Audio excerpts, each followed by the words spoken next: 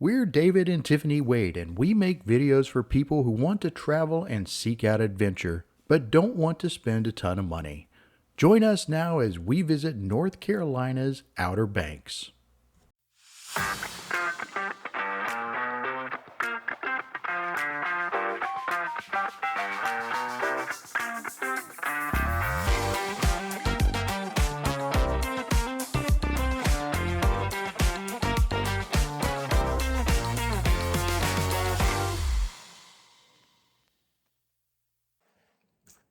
Along North Carolina's Atlantic coast, you'll find more than 100 miles of barrier islands. They're absolutely gorgeous, and they're collectively known as the Outer Banks. Now, we've come here as the launching point, the starting point of a 7-week, 7,000-mile cross-country adventure on the Transamerica Trail.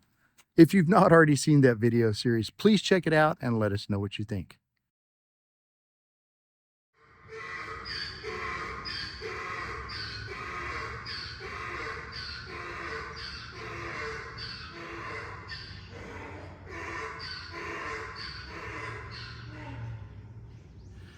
We ended up waking up early, mostly because over here behind the camera there's a donkey that decided he wanted to start singing about 6 o'clock this morning.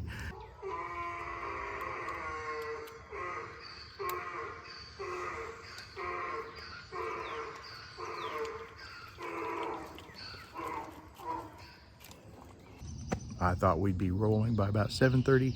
Here it is about 8:30, and now we're, well, it's 8:15, and by 8:30 we will have eaten our breakfast and be on the road. But today is going to be a huge day. We're planning to take 2 different ferries today. One is just like a tourist ferry that goes over to look at a lighthouse. The other is actually the transportation ferry, and that's the one we're going to put the Jeep on the ferry and go over to Ocracoke, where we're going to be staying. That's a separate island. If you want to drive the length of the Outer Banks, it's going to take you a couple days, primarily because you have to coordinate the ferry schedules that get you from island to island. Most of the islands are connected by bridges, but we had to put our Jeep on the ferry twice. And for folks that don't regularly utilize car ferries, this is, in and of itself, a cool experience. You'll also find passenger ferries along the way to take you out to see really cool things. If you, like us, choose to start at the south end and work your way north, one of the first ferry opportunities is at Harker's Island. We're at the Outer Banks in North Carolina. We've made it to Harker's Island, and this is the Cape Lookout National Seashore. Harker's Island is at the very south end of the Outer Banks, and we're on the east end of Harker's Island. From here, you can catch a ferry right behind me that'll take you out to see the lighthouse out on the barrier island. When we'd gone out to Harker's Island and we were at Cape Lookout, we were going to take the ferry across and get to the little barrier island, and it's a little barrier island where the Cape Lookout Lighthouse is, and that's a really cool lighthouse that we wanted to see, but the weather was just not permitting. It was rough, it was rainy, it was enough that they had altered the ferry schedule, and then that was going to get in the way. We weren't, if we tried to do that, then we had the chance of missing our ferry to get over to Ocracoke Island, so we weren't able to do it. All right, well, there's the ferry that we're going to catch. We're on the very north end of Cedar Point right now. This is Cedar Island. We left Harker's Island, came 45 minutes north here to Cedar Island, and we're about to catch this ferry. It's going to take us over to Ocracoke Island. That's the next major island in the Outer Banks, and that's where we're going to be staying tonight. So you take the ferry from here. It's about 2.5 hours to get from here over to Ocracoke. At Ocracoke, you gotta catch another ferry to get over to Cape Hatteras. That's what we're going to do, but you can't take the ferry tonight because 2.5 hours from here, the ferry's supposed to leave at 4:30. We'll come rolling in around 7 o'clock. We will have already missed the last ferry of the day. So we'll stay the night on Ocracoke, and in the morning we'll get up. We'll catch the next ferry. I think it's at 11:30 in the morning, and we'll go from Ocracoke over to Cape Hatteras. The ferry's going to open up here in just a few minutes. We'll get our car on, we'll get across, and then we'll get over to Ocracoke.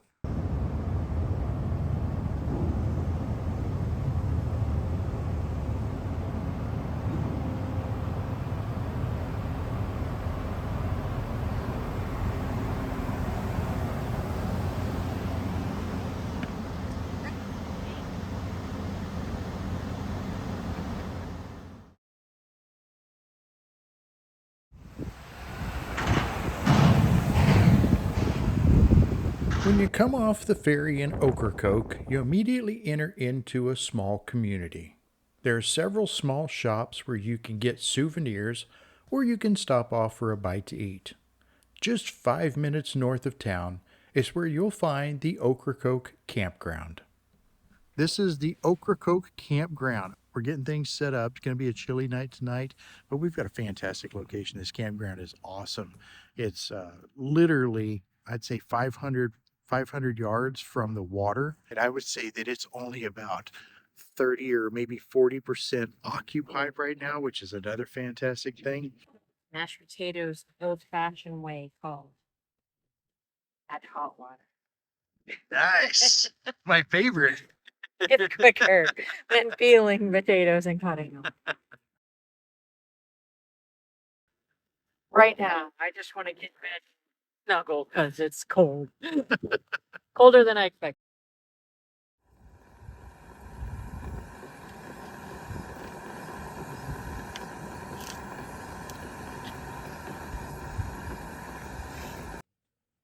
I know you slept better last night, right? Hey, good morning, guys. So I think we all slept a little better last night. We're just kind of taking our time this morning. Tiffany's making some coffee and tea. Boomer and I are just kind of hanging out for a second, aren't we? And then we're gonna walk down to the beach behind us and check it out. Beaches in the morning with the sun coming up. That's a really good time to be at the beach. So we're going to go check it out, aren't we? You want to go to the beach? He's more interested in what Mom's doing. You want to go to the beach? Mm-hmm.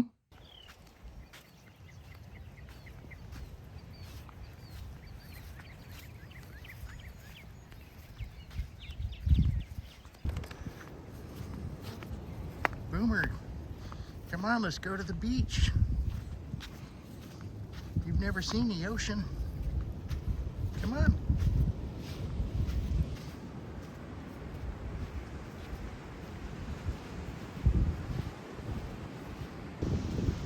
This is a nice beach. Good morning.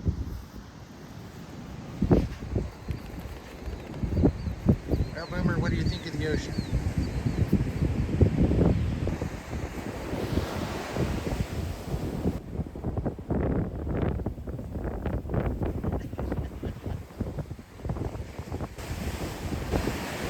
That was funny.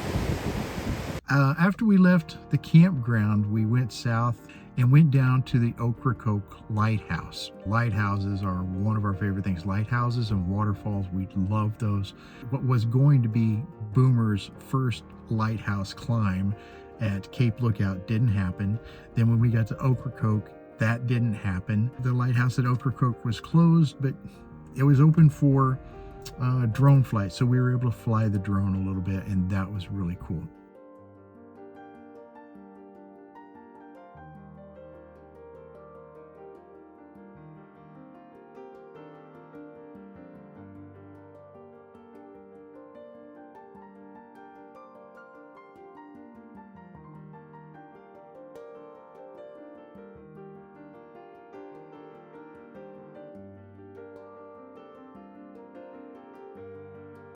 After we got down there, we took the drive and we went up to the north end of Ocracoke. It's not a big island. It took us about 15 minutes to go from the south end to the north end.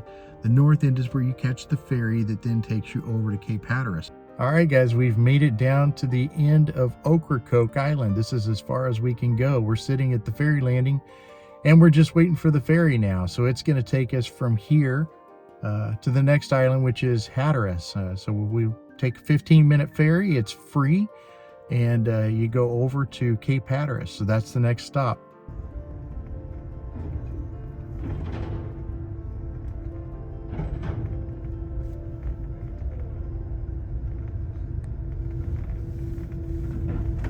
Never been on a ferry that took a course like this. It's not a long distance between Ocracoke Island and Cape Hatteras, but it's very shallow, and the course to avoid all the shallows is very interesting. They come out, they turn right, then they turn left, then they turn right and left, and then another left, and then another right and right. And it's a very winding course. I'd never been on a ferry that took a course quite like this. What should have been maybe a 15-minute direct shot across ended up taking a little over an hour.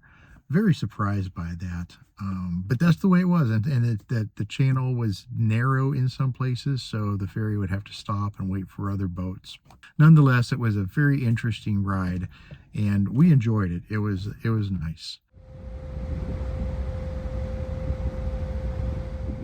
Once we got to Cape Hatteras and got off the ferry, again, you come into another small little town. It's very, very cool. You can tell that these places are set up to welcome visitors. And we drove through there and went over to the Cape Hatteras Lighthouse. That is one of the most beautiful lighthouses I think I've ever seen. The only other one that I'd even put in the same category, I think, is the lighthouse at St. Augustine. That is another fantastic lighthouse. If you've not seen that one, check out our video about when we went to St. Augustine. The St. Augustine Lighthouse is spectacular. The one here at Cape Hatteras, again, spectacular lighthouse. In fact, they've got it closed right now for renovations. They're going to actually update it some more. So third time's the charm for Boomer to be able to get his first lighthouse climb? Nope, not today. Boomer's plans to climb his first lighthouse have been foiled.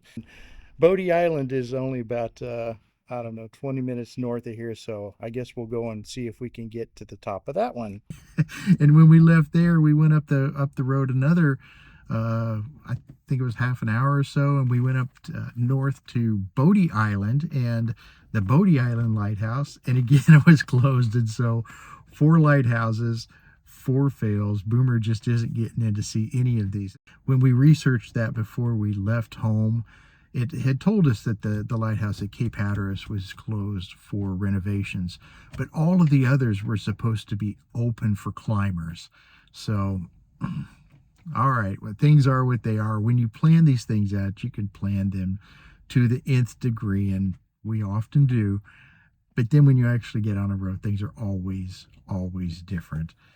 Half an hour north of the Cape Hatteras Lighthouse, we stopped for lunch at the Froggy Dog, a local restaurant where we sat on the patio and enjoyed fried pickles and burgers. After lunch, we spent the rest of the afternoon at the Wright Brothers Museum, and it was amazing. We really enjoyed our time there. We've made a separate video about the Wright Brothers Museum, so be sure to check it out. We'll include a link for it in the description.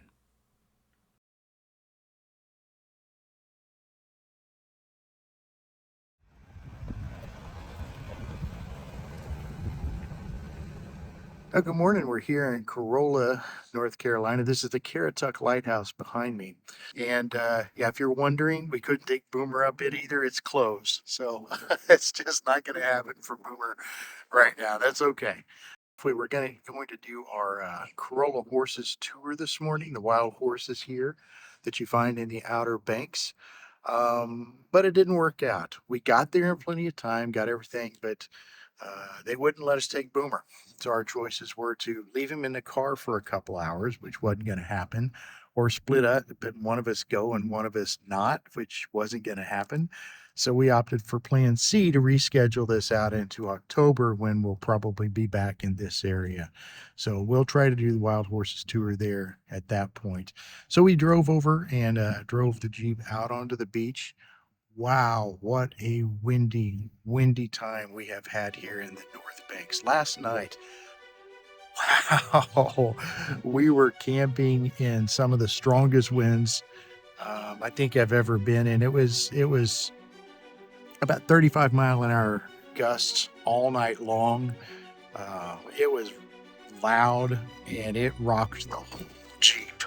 So there was no windbreak at our campground last night. It made for some rough sleeping last night. And then we got up this morning early, 5:30, to try to catch the wild horse tour, so we could drive up here an hour, and weren't able to do it. So that's okay. What that means is that we can get back down to Nags Head and get started on the Transamerica Trail a little bit earlier than we expected. All right, so this is the beginning of the Transamerica Trail. If you're going to do like we are and you're going to go coast to coast on the Transamerica Trail, this is where you're going to start. This is the beach at Nags Head, North Carolina. And this is we're right on the beach, right at Jeanette's Pier. You can find it on your map. It's literally right at the end of the Transamerica Trail. So this is going to be our easternmost point. From here, we get in the Jeep, we turn it west, and we start going.